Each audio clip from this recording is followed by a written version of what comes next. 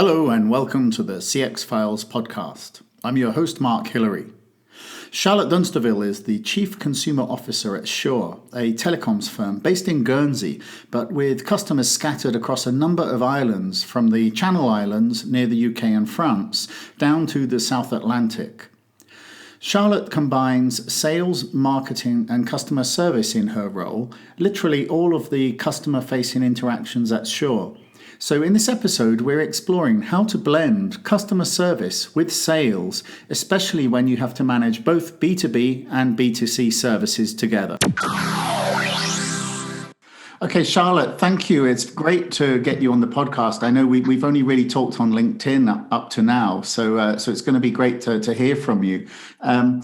And I noticed from your role, it's interesting because it's a combination. You know, we normally see customer service directors focusing on the customer itself and the service process itself, but you're focused on both revenue and service. So it's like service to sales, and it doesn't seem that common for a single director to have responsibility for both areas. So how do you balance providing a great service to the customer with also the need to hit sales targets? Yeah, good question, Mark. I'm very fortunate in my role really to have both sides of that, and it's been an evolution. So I joined Shaw 8 years ago, and we're an island specialist telecom provider. And I previously worked at some big names in the UK, BT first of all, and then Orange. I moved over to Guernsey to join Shaw and started initially actually as customer experience director. So I would say that was maybe more service focused or certainly operational, looking at how we could improve the experience for customers operationally. Then became Chief Customer Officer. So that was probably taking a bit more strategic focus, long term, but still on the customer experience. And then last year I became Chief Consumer Officer. So I'm responsible for still all the customer experience and the customer support side, but as you say, the revenue as well. And it has been an interesting balance because I think I find when I was on the customer experience side, I was constantly up against, the more commercial people saying, oh, well, we can't do that. It's not great for the customer. So it is quite a challenge now having both sides. But actually, I really enjoy it. And I do think there's definitely a win-win in these situations where, doing something right for the customer is also the key to commercial success. So an example, recently we've launched unlimited plans on mobile. So obviously that's great for the customer because, it's peace of mind. You pay one price for the month and you've got unlimited data on your mobile. So it's a great customer experience, very commercially successful as well, because actually people are flocking to us for that deal. But we did kind of run through, well, what are the pitfalls? So there's an obvious, potential impact on network, as well as, are we charging enough to cover our costs if the data is unlimited? So that was very interesting to work through from a customer perspective. As I say, peace of mind because you're paying one amount and you're getting all your data. Also simplifies the bill. So good for customers as well, because they're not kind of going through and checking, did I really use that much data on that day? And good for us as a business as well, because, it's slightly reduced calls in about billing queries. So I think something like that, you definitely can have a win-win. And there's other times where I've got both of my hats on and, we have to make a decision which is a bit more commercial, such as putting a price rise in. But then we'll look at all the customer aspects of that and say, OK, well, how should we communicate to customers? So then we tend to talk about, almost justifying the price rise by talking about the investment we've made in the network or other things that we're doing for customers or, our community focus and our CSR. So I think you can make hard commercial decisions, always, in the shoes of the customer and understanding, well, what's the customer take on that and what might soften the blow a bit for something like a price rise. Yeah, that's great. I think that classically, when we look at contact centers and adding the sales function in, we're talking about cross-selling and upselling and and that works really well when it's helping the customer. I think the balance is always to work out, how can the agent be sort of empowered to help the customer maybe buy something extra compared to, just saying do an upsell on every call, Yeah, it's a great point. And generally, when you've got an inbound call, you've got the customer's attention. They called you because they need something. So I think the stats on that is something like, 30% conversion on an inbound call because you've built some trust and you're talking to the customer about something that is relevant to them. Whereas, outbound is generally kind of in the low it's 1% to 2% conversion, isn't it? Because it just comes across as a cold call. And even if it is targeted, you don't know that it's convenient for the customer to speak to you at that point. And, you're in the dark for a lot of it. Whereas with an inbound call, the customer has chosen to speak to you at that time about a certain topic, and that gives you the context of what you potentially could upsell or talk to them about. Not even upsell, talk to them with a relevant message. Yeah, that's great. Yes. And you've actually got an insight program to get feedback from your customers, haven't you? I saw that on your website. I mean, what do you think is the best way or the best time in the customer journey then to actually capture good feedback that's useful? We get feedback from a number of places, really, and I always say probably your number one source of feedback is your frontline staff. They absolutely know what's going on, and if you ask them in the right way, they're happy to report it back. And generally, that's if they see that you're making use of that information and doing something with it, rather than it's going into a black hole. So that's one of our premier sources of feedback really is frontline staff, both contact center engineers, retail, in my consumer role. We've got a more formal program than that, which includes a relational survey, which we do 4 times a year using an external agency. So that goes to our customers, but also our competitor customers, so we can understand where we are in the market, what we're doing well, what our competitors are doing well, and what we need to improve. And we back that up with a transactional survey, which we send out to every customer who's had a transaction with us. So I think we put a kind of 6-month bar on it, so you're not constantly receiving a survey every time you call, but certainly we'd survey you once every 6 months if you were calling frequently or going into the shop. And we find that's a really good balance. So those 3 things of having the frontline feedback and then plus the more general kind of top-down brand survey with the relational quarterly. And then the real kind of operationally focused, your process isn't working here, it took too long to be answered, or, great service from agent A, that works really well because we see similar kind of themes, but the transactional feedback lets us really pinpoint where we need to fix processes. Or, on a more positive note, where we've got agents who are working really well with customers and we can then deploy them to train other agents, for example. And then the more kind of brand, feedback that we get, which is maybe about network or it's about, the retail experience or our website.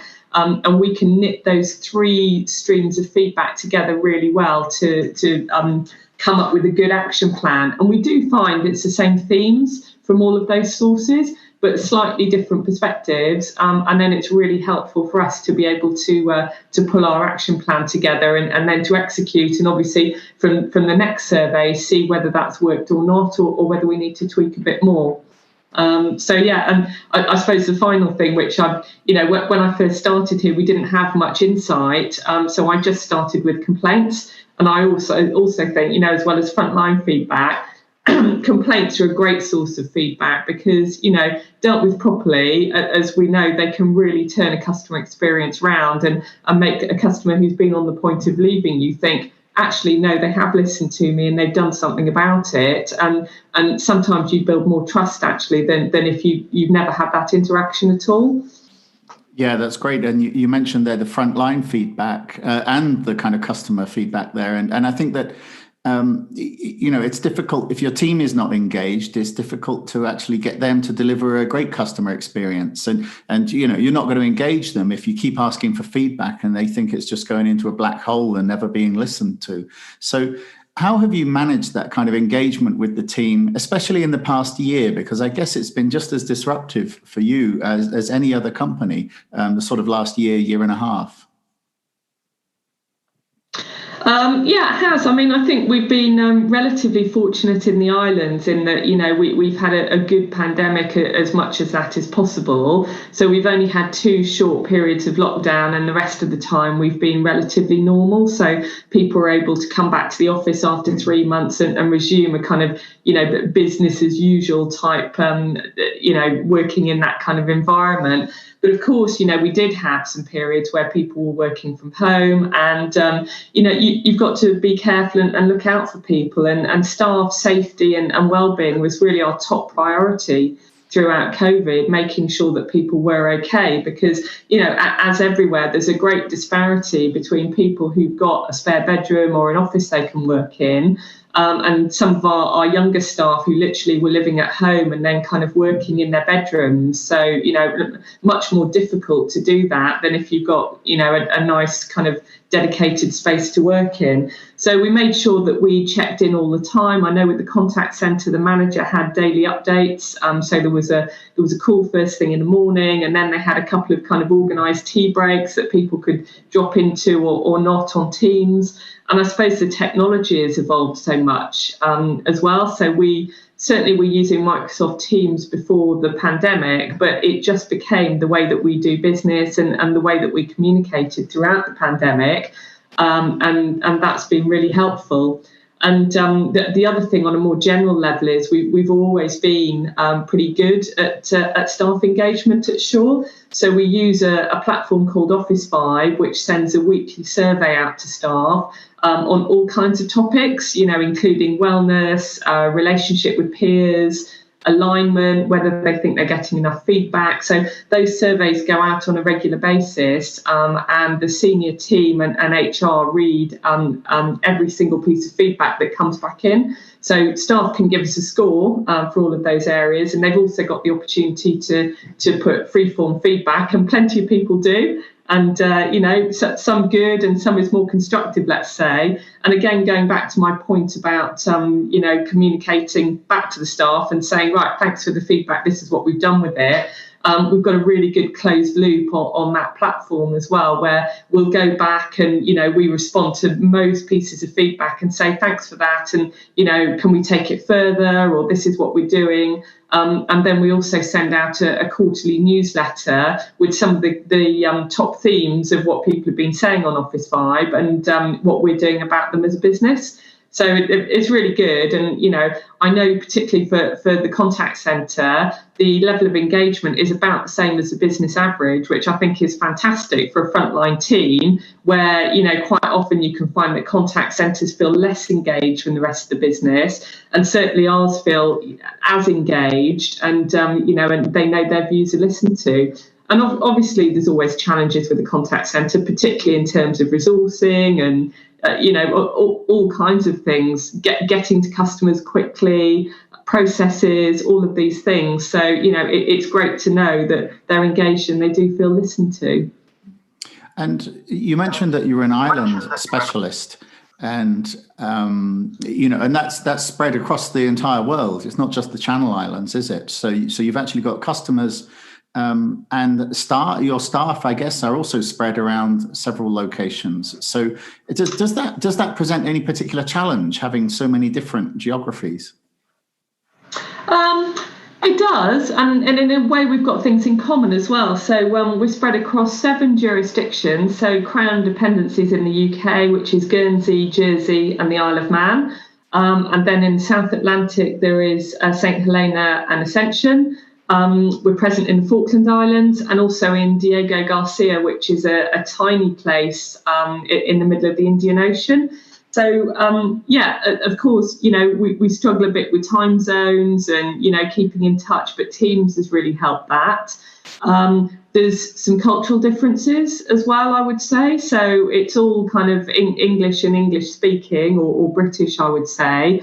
But there's some, cultural differences amongst that. But the commonality is that because we all live on quite small islands, we're all quite understanding of, being a bit remote from the mainland and, having to be more self-sufficient and people just getting on with things generally. So there is a kind of fiercely independent spirit, I would say. And there's just a culture of getting things done with the tools that you've got.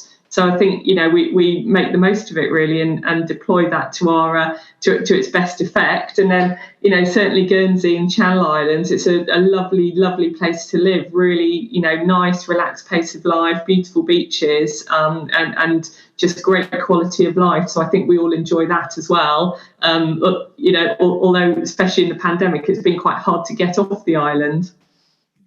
Yeah, I'm sure. Yeah, and I think that a lot of people, because of the pandemic, they're now looking at this and wondering maybe they should be moving further away from the big cities. I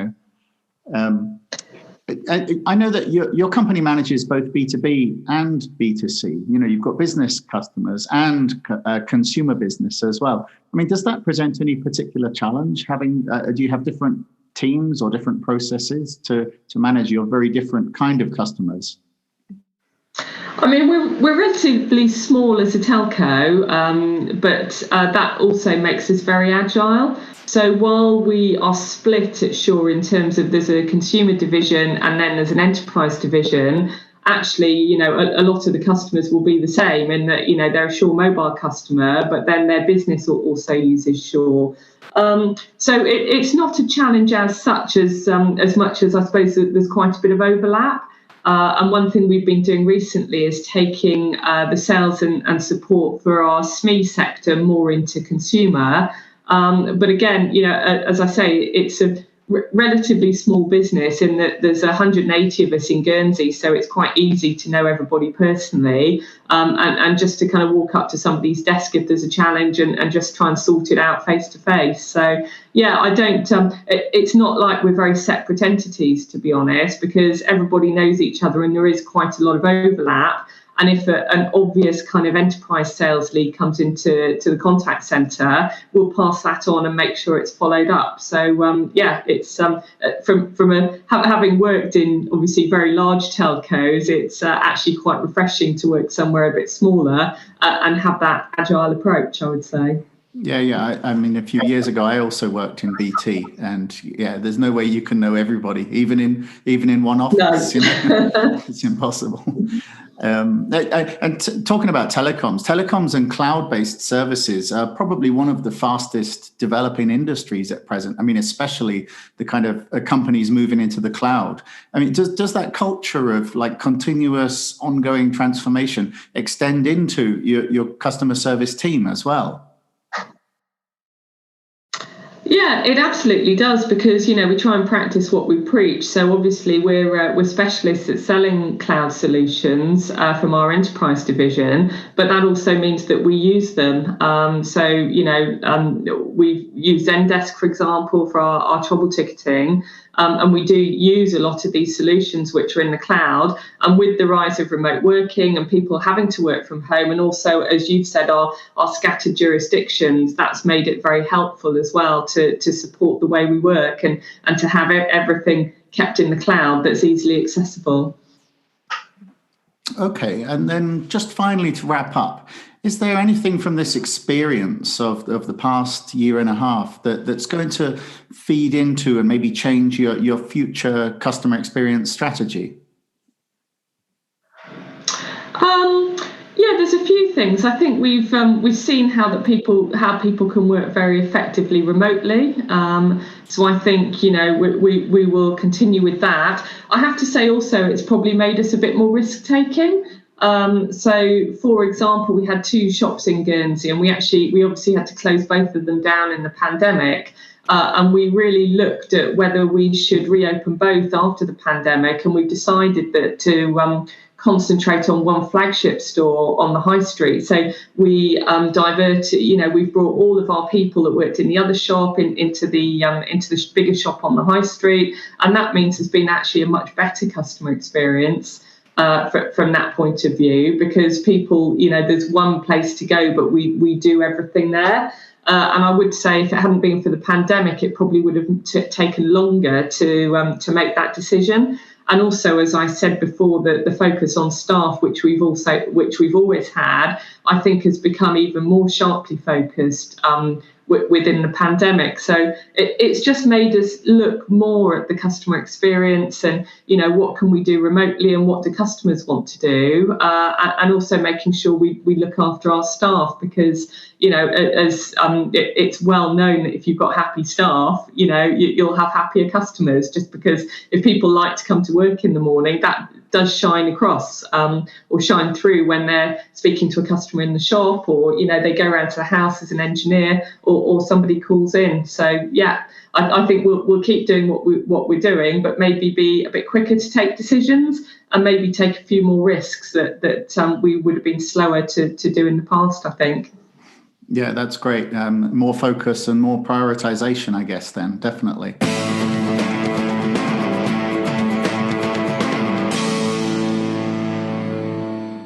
Thanks for downloading the CX Files podcast. If you have a moment, please give us a star rating or review on your favorite podcast provider, because this really helps other people to find the podcast. If you have any suggestions for future guests, or ideas, people or topics, then please just find myself, Mark Hillary, or Peter Ryan on LinkedIn and send a suggestion.